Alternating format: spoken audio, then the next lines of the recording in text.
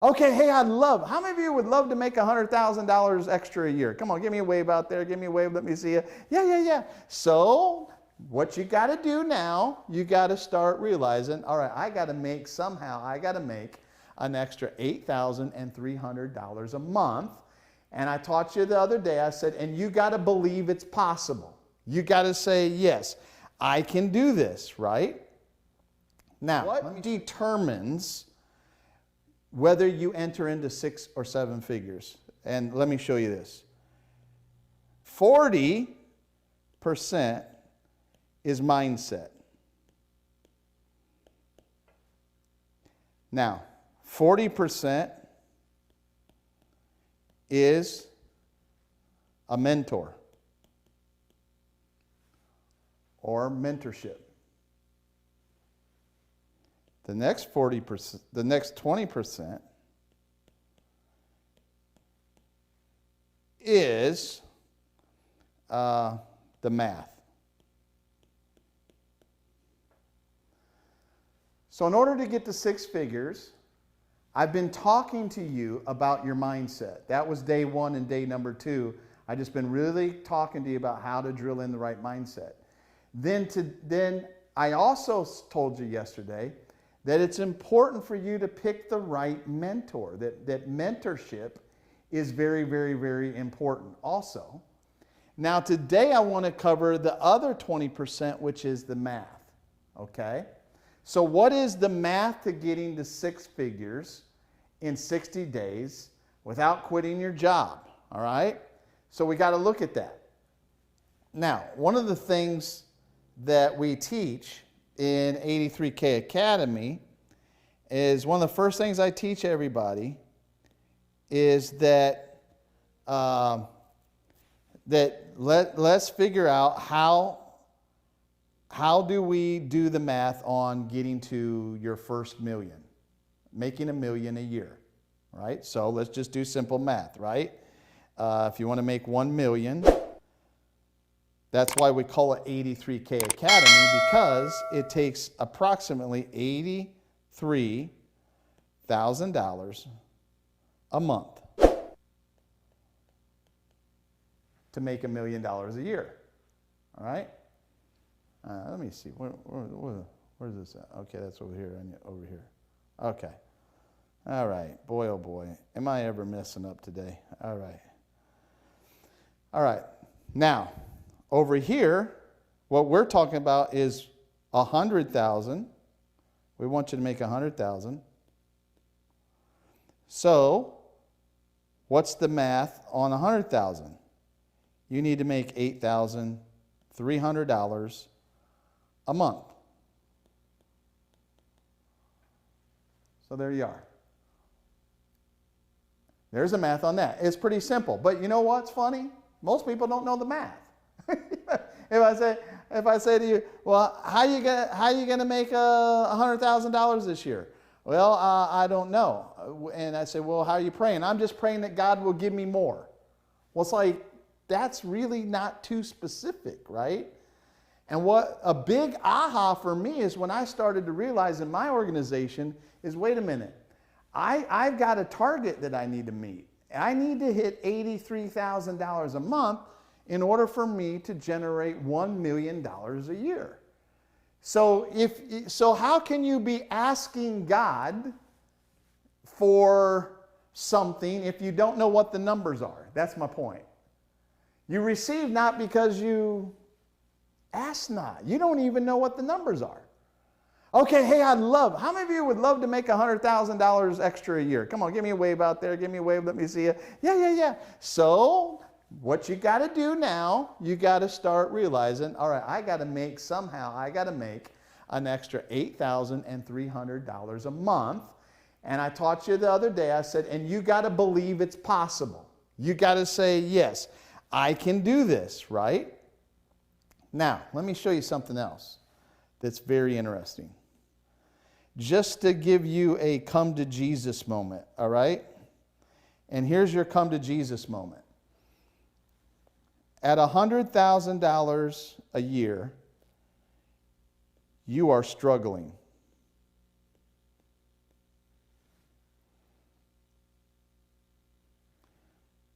At $300,000 a year, you are starting.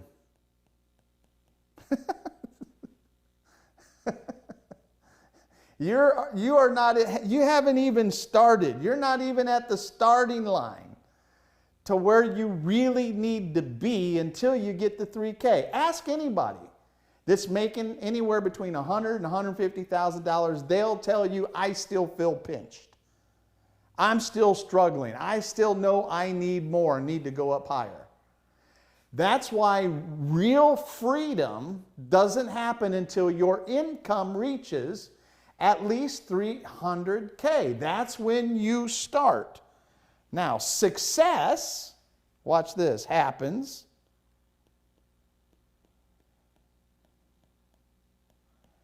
at $300K and above. That's a plus sign here. $300K plus. Now you start moving to success. Once you start breaking $500,000 to all the way up to $1 million, you're experiencing success. Now today we got a lot of talk about, oh, it's not about success, it's about significance. All right? So at 1 million plus, now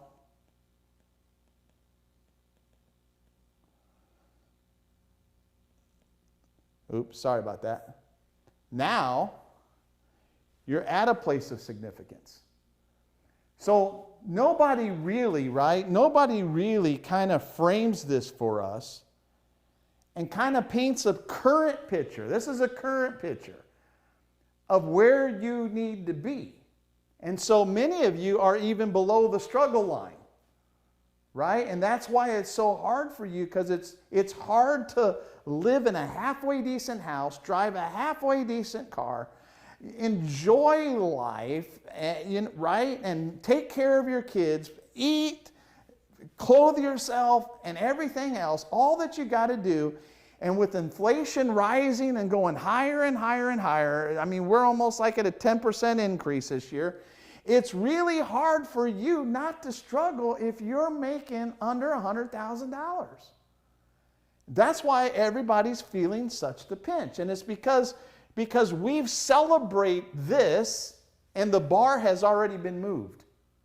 And you got to realize the bar has been moved, and you've got to move your mindset with it. It's really doing the math. And when you do the math and sit down and really look at your finances, you're going to find out, man, I'm not making enough. I want a lifestyle that's here, but I'm living a lifestyle that's here. And of course, most gurus will condemn you for like, yeah, that's wrong. You don't want any kind of lifestyle. This restrict. No, I'm telling you, you want it because you know you deserve it, and it's okay to want it. But the problem's not the wanting, because I believe it's a natural desire for all of us to want increase in our life. The real problem is that you haven't changed, you haven't lifted your internal bar. You haven't said, okay, I'm going to lift my expectancy to what I expect out of life now and how much I want to make. I can't make $100,000. $100,000 a year can't be my goal. I can't be satisfied. And I can't settle here. I cannot settle. And that's what most people do. They settle right here. And you got to realize, wait a minute, I am not even at the starting line.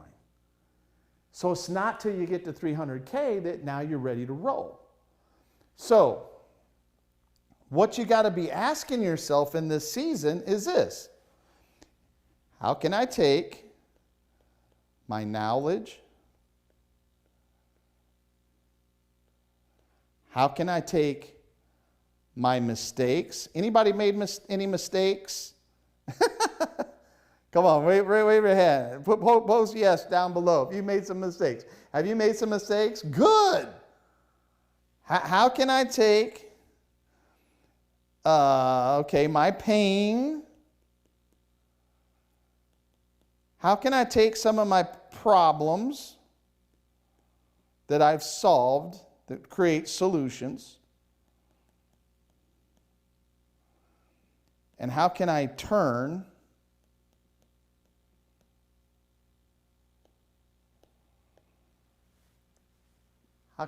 all of this into money? And that's what you should be asking yourself. That's what I did myself when I was back in my mother-in-law's house. I was already traveling. I was already speaking. I was speaking to churches. And then everything fell apart. And then I said to myself, I said, wow, what knowledge do I have, or what knowledge do I need to gain in my own life in order to change my life and transform my life, and then use it to change other people and create products, create tools, create systems, create online courses, create books, training manuals, that other people, that I will share my knowledge, my mistakes, my pains, and my problems, and then I can turn all of that into money in my pocket. Does that sound good to anybody? Give me a wave. All right. Yeah. So post yes down below if you're watching by Facebook or you're watching by Zoom. Post yes below if that sounds good to you. I'm sure it does. So in my crisis, right, I'm sitting there, and that year, I'll never forget it. The Lord just said, Keith, you lost your confidence. And I'm like, my confidence?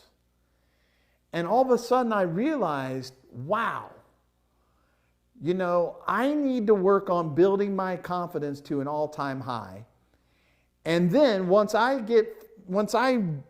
learn it all and I master this subject, then I'm going to take this subject, I'm going to write a book, and then I am going to go help other people. So my target didn't start off with going after money, but my target was, how can I make a difference in other people's lives? And if I made a difference in other people's lives, they will reward me with this money. That was my focus. And that's what I did. And so that's where the whole, in 2002, that's where the whole confidence brand came from. And I started reading every book on the subject of confidence I could get my hands on. I think I spent a total of something like $22,000 going to conferences, reading psychology books, taking courses, going to seminars on it. I mean, I dove fully into it. And from that knowledge, my choice, my decision to become a thought leader on a subject generated me millions and millions of dollars over the last, now it's 20 years now.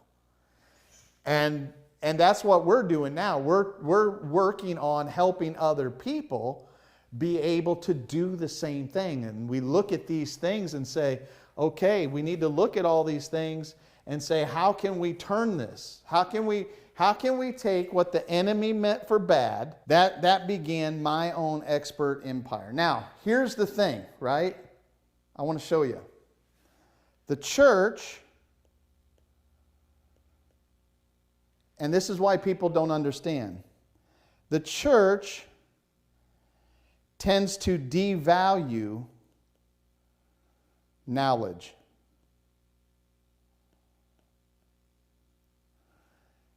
You know why? Because it's free. We've so conditioned the church that we come to church, we get knowledge from the pulpit to the pew, and it's free knowledge, and we can suck it all up. We can get as much free knowledge at church as all we can get, and we can get it all, and we are conditioned, and what the negative side on that is, when you're always given free, you condition people who follow you to think free, and to devalue information. That's why a lot of preachers say, I preach, but the people don't change. The reason why they don't change is because they don't value the stuff that they've been given. That's why we, in all of our stuff, we make people pay. Because what do we know? When people pay, they pay attention. Yeah, when people pay, they pay attention. But when everything's free, what we also learned is people drop out and people quit. Now look at the other side. This is the church, this is the world. The world, they don't go to church. They value somebody who will teach them about success.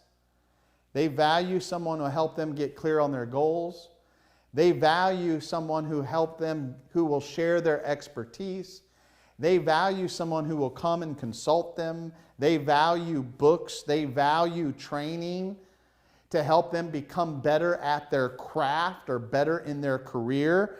The world values knowledge, and because they are conditioned to pay for it. They pay for it. And in the world's mind, right, if you don't pay big, something's wrong. So if you don't pay big, something's wrong. And so what I discovered for myself as a Christian in the marketplace, all right, what I discovered is that I had limiting beliefs on what I could charge as a coach and what other people would be willing to pay as a coach, because I had a church mindset instead of a marketplace mindset. And as soon as I realized, wow, what is smarter, to go to a pond of fish that aren't hungry, or go to an ocean full of whales that are starving? And that's when I realized the world is the whale. And the world is hungry and will pay you for information. The church is the little pond with the little minnows who think free and don't want to pay. So what I learned a long time ago is, wow, the church devalues information, coaching, and training. The world values it.